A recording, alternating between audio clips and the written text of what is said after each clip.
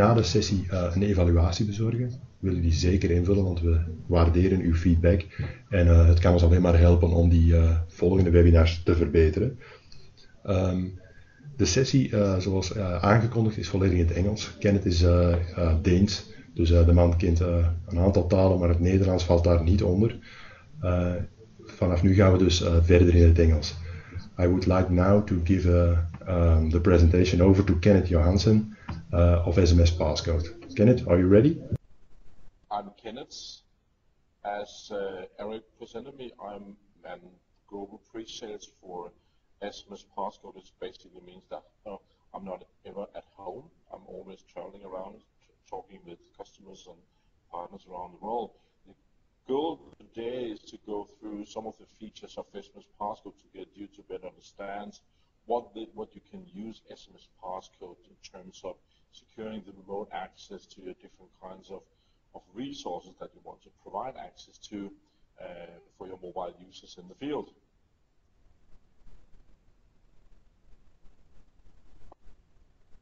All this technique is not fun with us today. It's making I can't.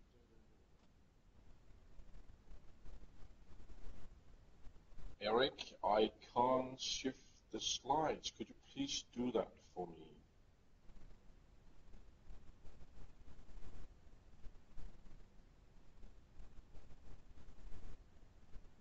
That's great, thanks. Briefly on the content of today, just going into intro, the architecture of SmsPasscode, and then different kinds of functions of SmsPasscode. Please, Eric, next slide. Just bring it on. Why do we actually want to do strong authentications? The reason for that is basically that password and usernames are not enough anymore. We need to do something more for our. We need to do something else. We have been in many years doing patching and scanning, and now I do have some control. We do patching and scanning of our IT infrastructure. It's very important stuff of just building these safeguards and security around the systems that we do run in our infrastructure. The only thing that is by doing so is that it's just like putting shutters on your door, closing your basement, making sure that nobody can get in from the chimney. But in our infrastructure, we have one particular part, one specific part of our IT infrastructure that we do not patch. The patching is, we cannot do that basically on the users. So we need somehow to protect users and protect our IT infrastructure, also basically from the way that users would do on a day-to-day basis. That's why we want to have this multi-factor authentication in our environment, because if we don't have that, it's just like leaving the door open. So you basically just leave your key at the door and let that be open for everybody to access your home or your IT infrastructure. So very important thing to do with this. In the terms of SmsPasscode, we did back 10 years ago. Eric accounts that was, we chose to use SMS as the authentication mechanism, or the primary one. Although since then we have built in different kinds of ways to provide the users with these passcodes. We did like 10 years ago selected to use the SMS primary one, and it was, as you can see, a very wise choice basically, because this is how everybody does it now. So this is also something that the users are very used to in terms of authenticating them into their own private things like Google, Gmail, Dropbox, LinkedIn, Facebook, and all these kinds of online services. They're all using these extra factor of authentication, or the two-factor authentication, which also what we have been doing with the SMS for the last years. So it's a very user-friendly way, and it's a very simple way of getting the users to log on from the remote sites where they are trying to access these systems from.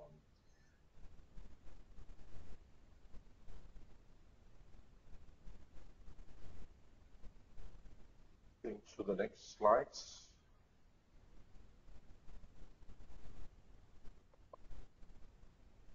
Eric, could you please help me shift the slide? Thank you. Flashing across the speed there. The way that SmsPasscode works is that we have created a range of clients that integrate the different kinds of remote solutions or access points for the users that you're having in your infrastructure and in your IT department, and all the mobile users that you do have. They do access different kinds of resources from remotely, which mean things like your VPN, if they're logging in through a Cisco or Citrix box or something like that, accessing out-of-web access, accessing remote desktops, even to the point where if you are thinking about using cloud-based applications like Office 365 or Salesforce or something like that, all these different types of accessing points can be protected with the same tools within SmsPasscode. So we have this client integration platform that help us to integrate into that.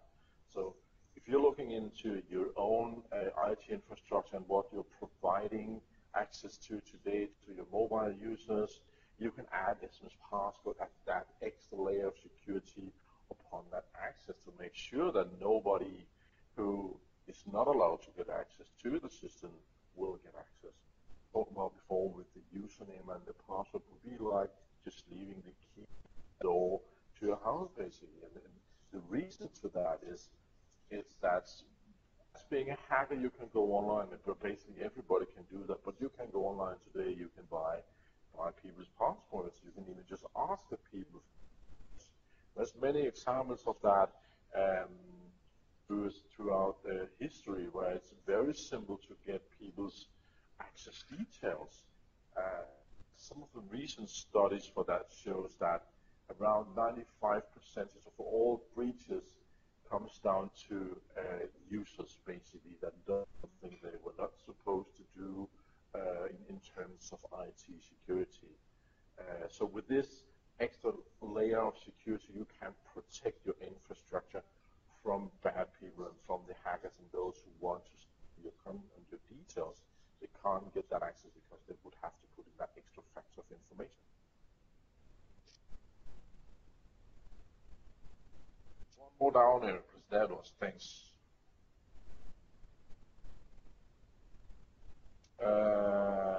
The next one, the one in the middle, is basically the way it would work within SmsPasscode is that we are getting information out of Active Directory, getting contact details in terms of phone numbers and email addresses, and we put that into SmsPasscode for the system to be able to send those different kinds of passcodes to the users when they're trying to log in. All that is controlled within SmsPasscode. You can, if you want to, and the system can, provide the users with the ability to type in their own details. So if you don't have all these contact details within your Active Directory, we can assist that process of having the users getting these details into Active Directory for the system to be able to. Beside the self-service portal, we also have the password reset module. It's the only add-on basically that you can buy for SmsPasscode. It's a proactive system where we will basically tell the users if they are doing something wrong in terms of typing in the wrong password or if they forgot the password. We will help them assist them in a very simple way of resetting their password or typing in new password. That goes straight into Active Directory, which means like if the users are sitting, on a vacation and get back home very often, help desk would be flushed with calls about, well, I cannot receive my password and that. So that's what we do with the password reset module. We actually assist the users feels very simple but secure way. The other hand is the secure device provisioning, which is a part of standardizing of SmsPasscode that basically helps you as administrators for Exchange to secure the access between the device and the Exchange data. Using the access sync protocol, which is the one we're using to receive our emails on our smartphones normally, we can help or secure that process on providing only access to specific devices in that system. All that is controlled in policies that looks at where you are in the world and who are you logging into and all these things.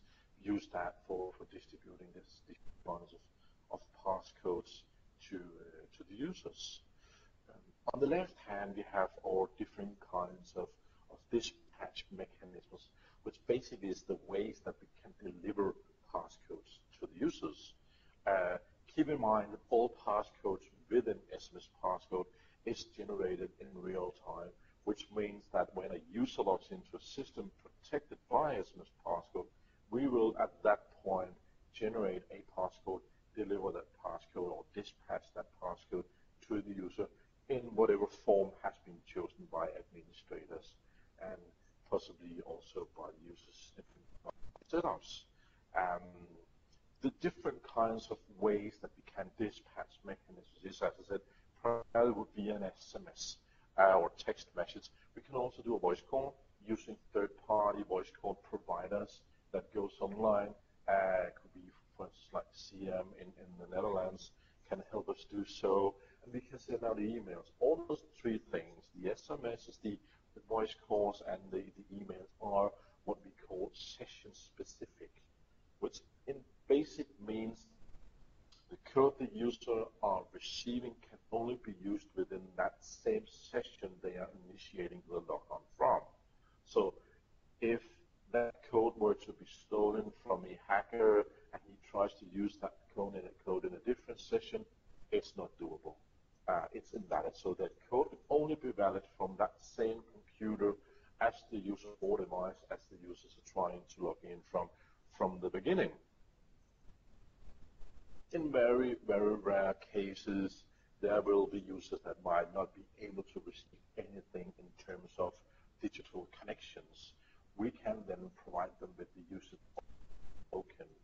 Although if you are using tokens, that doesn't count only for tokens being added into SmsPasscode, but basically counts for all types of tokens, hardware tokens, software tokens, based in the world. Is they are what's called pre-issued passcodes. Pre-issued information is something that requires the system to store details in the backend infrastructure, and those details can be breached, which means that the hackers would go to find these details if they're finding out that you will be to use a pre-issued token-based system. And if I, as being an ethical hacker, got my hands on these details, I could actually use them to generate all the codes that resides in these different kinds of tokens that are being applied to the system. But with the SMS coming out of SmsPasscode, those are done in real time. So they are not pre-issued, which means that our system, the SmsPasscode system, does not have any clue, knowledge, idea about the codes that are sent out to the users. So you can get that, kind of hack your way into SmsPasscode and find those details within the SmsPasscode because there are none in there, basically. On top of this, we have the adaptive authentication platform, and even to extent adaptive dispatching, which means that SmsPasscode looks at where you're coming from, so where you're logging in from in the world, your access points, what are you logging into, which system are you trying to access, and who are you, and what time of day you're trying to log in. All those different factors, or these multi-factors, are fused together to determine within SmsPasscode if the users are allowed to access the systems or not. So you can control that users, for instance, logging in from outside the Benelux countries are not allowed to access, or if you're coming from specific countries, we can give you access on the that's controlled by the policies within SmsPasscode. But that raises the security level of your infrastructure by doing so. Because now you have the ability to, on a group basis, determine if users are allowed to access systems from specific places in the world. At the same time, as I said, adaptive dispatching, we will also adapt the way we provide the code, so dispatch the codes to the users based upon where they're coming from. So you can, from an IT perspective, determine if a user are logging in from the United States, it may not be a good thing to send us an SMS to that, because it may disappear in telco companies in the US. So instead of that, you can tell the system to just automatically send that user a voice call instead. And then the phone will ring when the users are logging in, rather than he receiving an SMS passcode. And all those passcodes are still kept as real-time generated passcodes and done by so.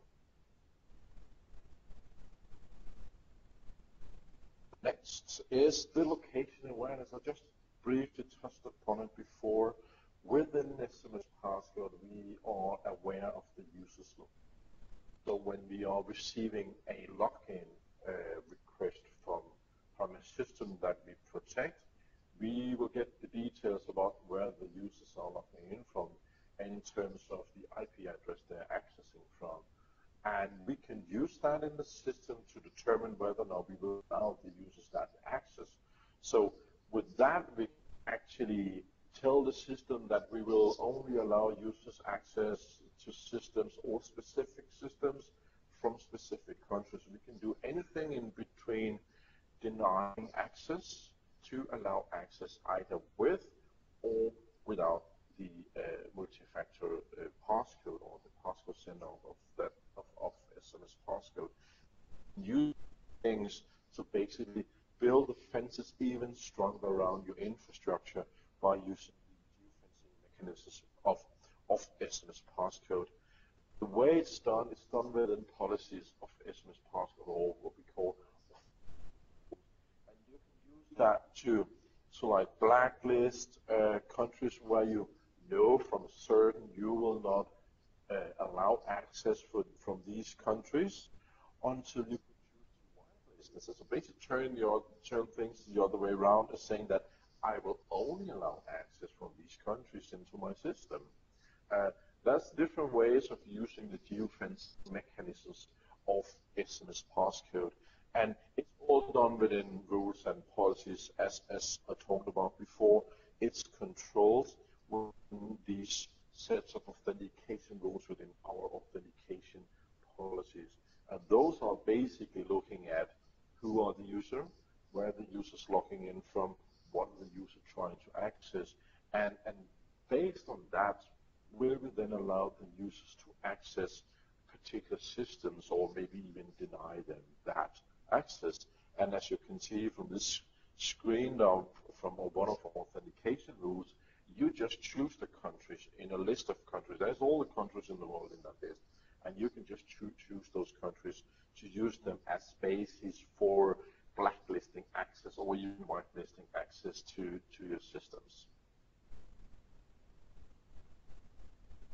When you have this adaptive user login capabilities, you can use those to generate adaptive user policies, or policies that tell the system whether or not, depending on who you are allowed to do things like that. So it creates a kind of a matrix where you determine the different user groups, how they are allowed or even not allowed to access different systems, depending on the users' whereabouts within those user groups.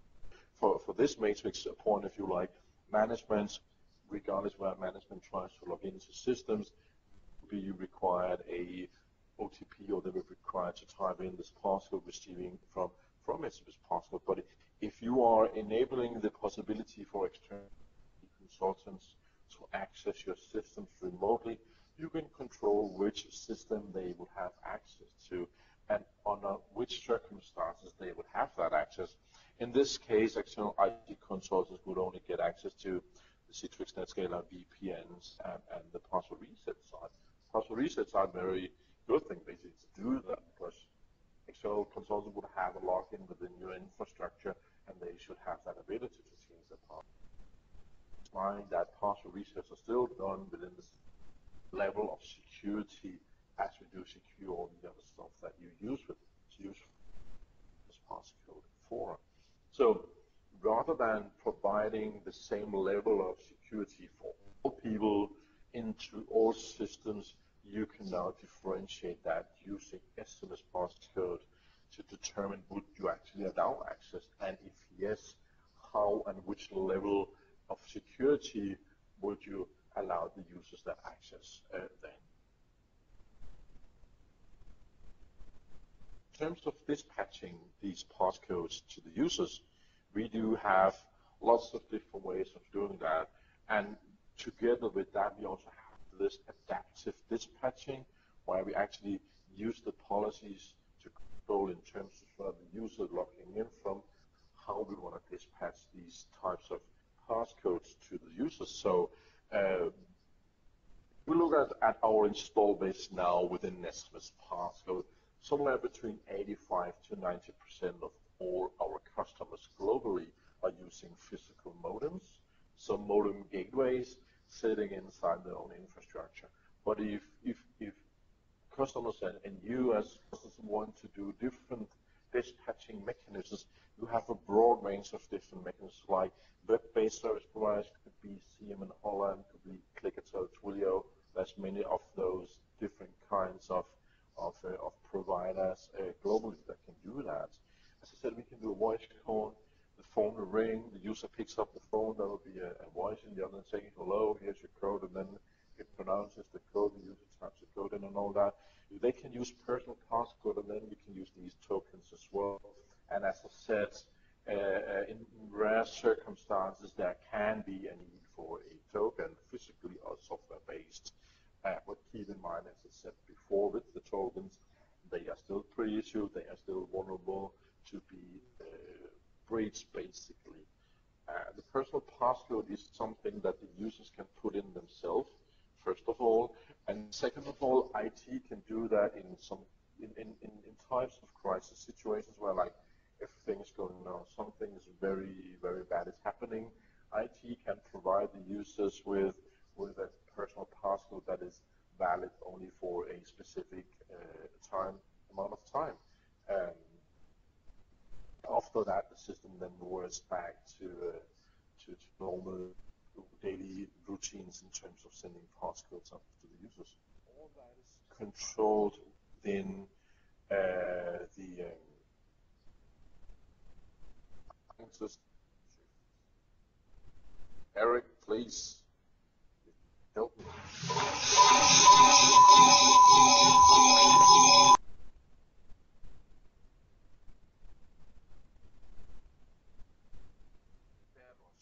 Thank you. So within the load balancing policies is where you control, that's the policies we're using to. So you actually just create a set of rules that tell the system how to dispatch the types of passcodes. And this is also used for dispatch failovers, which means that if one dispatch mechanism fails, having an SMS modem connected to a network, if the telco provider fails and that network is down, SmsPasscode detects that, we will take a different route using a different sort of dispatching mechanisms to dispatch the passcodes to the users. All that can be set within these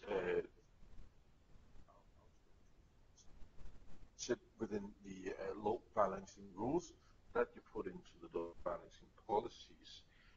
In terms of that, if you look to the bottom, there's something called passcode lifetime.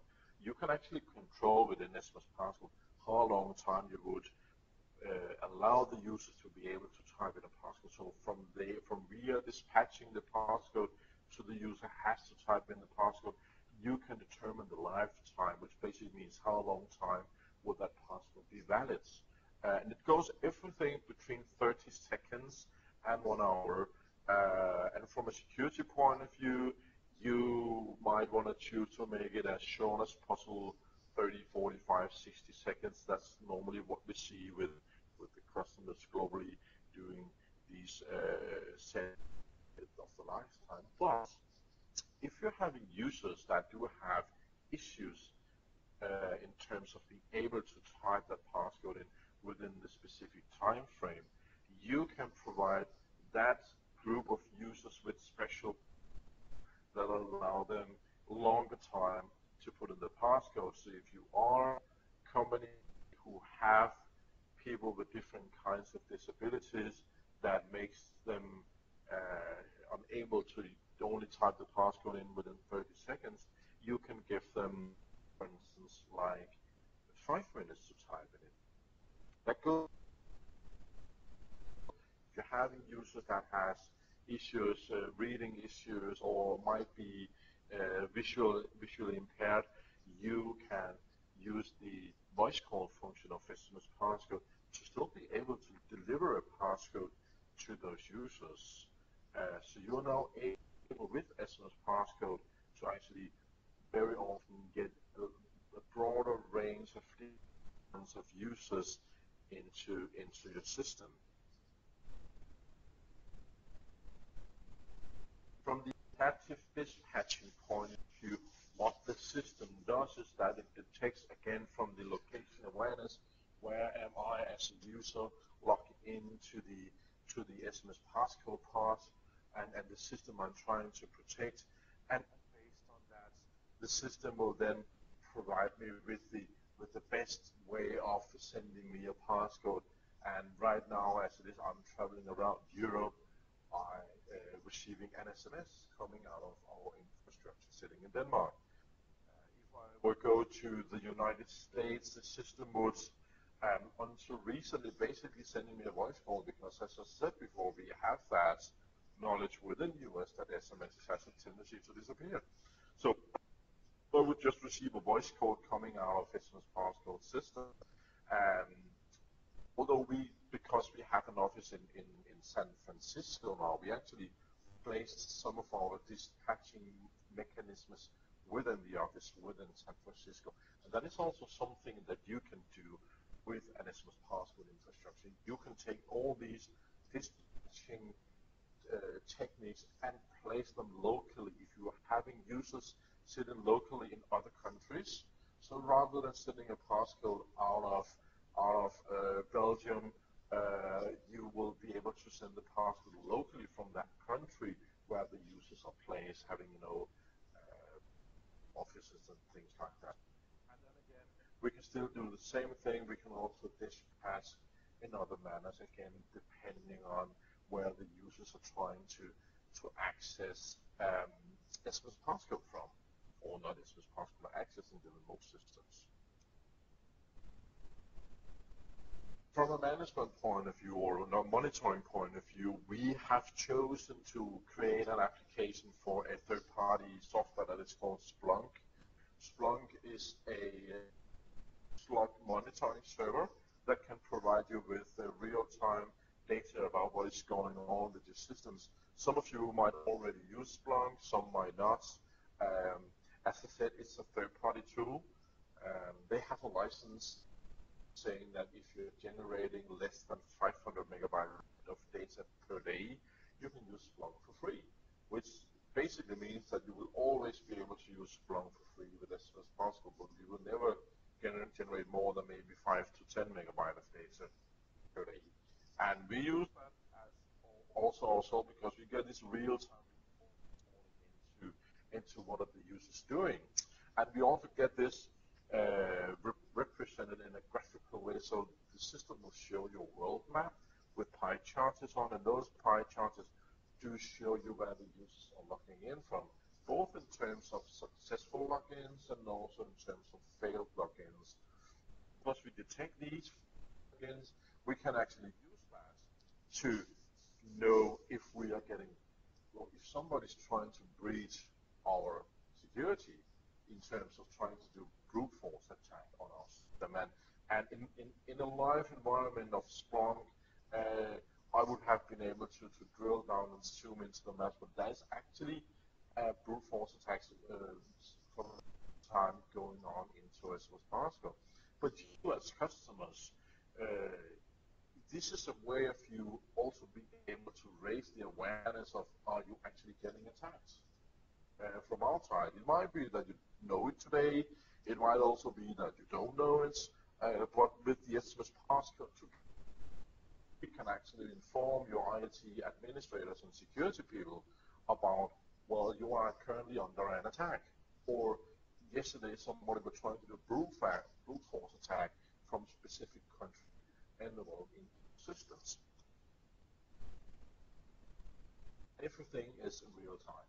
So that means when I'm logging into my system remotely from, these data are then in the Splunk management interface within 1 to 2 minutes.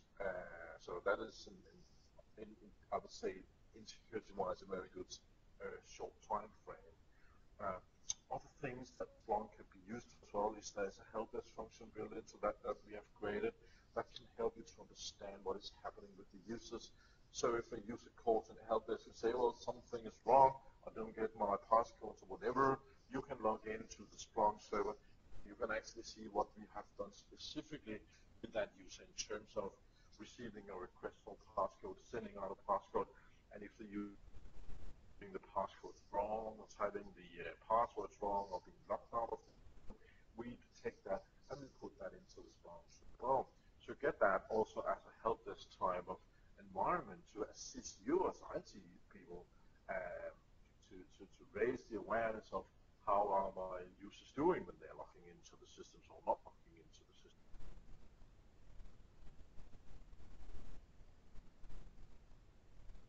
The last slide is about the password reset module. I talked about that earlier on. The password reset is basically about giving an easy access to the users, still keeping it secure, to reset their Active Directory passwords. This is not only for mobile users, this can be used for all users in your environments. So it will be Office users, mobile users, everybody who has an Active Directory password can use this function of SmsPasscode to reset the password if they need that. What we will do is that we will notify the users something is going wrong. Basically, what means that if a user types in the password or the password wrong 3 times, we will send them a text message saying that, well, you did this wrong, you're now locked out of the system, and people, they will be locked out for 5 minutes, then 10, then 20 minutes, and then permanently. And we also provide them, if you have the password reset module in your system, we will provide the users with a link to a self-service site where they can go in and they can reset their own password. Even to the extent where if the user's Active Directory password is about to expire, which that normally happens for all users and all companies in the entire world, we will tell the users upfront, like in 3 days or 5 days or something like that before, that now it's a good time for you to go in and do the reset password, and then they carry on from there, and even down to when the account is getting locked down because the password now has expired, we will also tell the users that. So it's a very user-friendly interface, it's a very simple web interface they use. It's an adaptable interface, which basically means that they can do it from whatever device they are accessing the system from. It will be a mobile smartphone or a tablet or PC. They will see the same things. And so these are some of the different kinds of messages that we will send out to the users and say, well, this is what is happening with you, dear user. You might go do something to change that. We adhere to the Active Directory security policies in terms of how the complexity should be with the passwords that the customers has to type in. And as I said, it's adaptable, which means that on any smart device, any smartphone, any tablets, any type of laptop, PC, MacBook, whatever, you can go on this web page and reset your own password as a user. From an admin point of view, you can control the level of security when the users are trying to reset their passwords. So you can require them to put in a username and an existing password and a passcode received on the smartphone or whatever phone they have or whatever how they receive the tokens. You can also tell the system that it is okay just to receive a passcode. That's enough together with the username. So on that level, you can again control depending on where they're logging in from, saying that if they're sitting in the office on the local network, they're only being presented with a username, need of the username and the token, then they reset the password.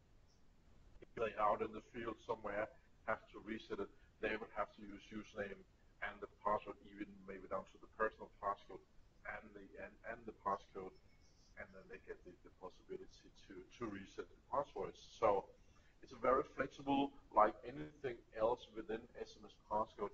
You have the needs and the tools within SmsPasscode to control how you would allow your users to access these systems and under which circumstances they would have to provide a passcode or not. So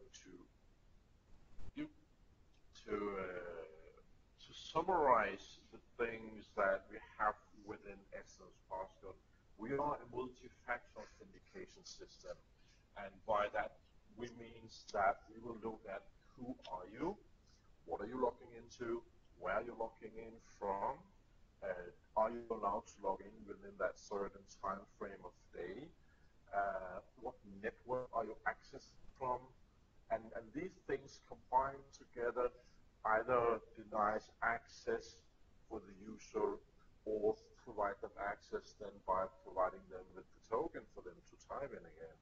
And all that can be controlled not only on a user level, but also controlled on where are the users logging in from, so you can differentiate that level of security depending on all these different kinds of factors in terms of selecting or having the system select the correct level of security when the users are accessing.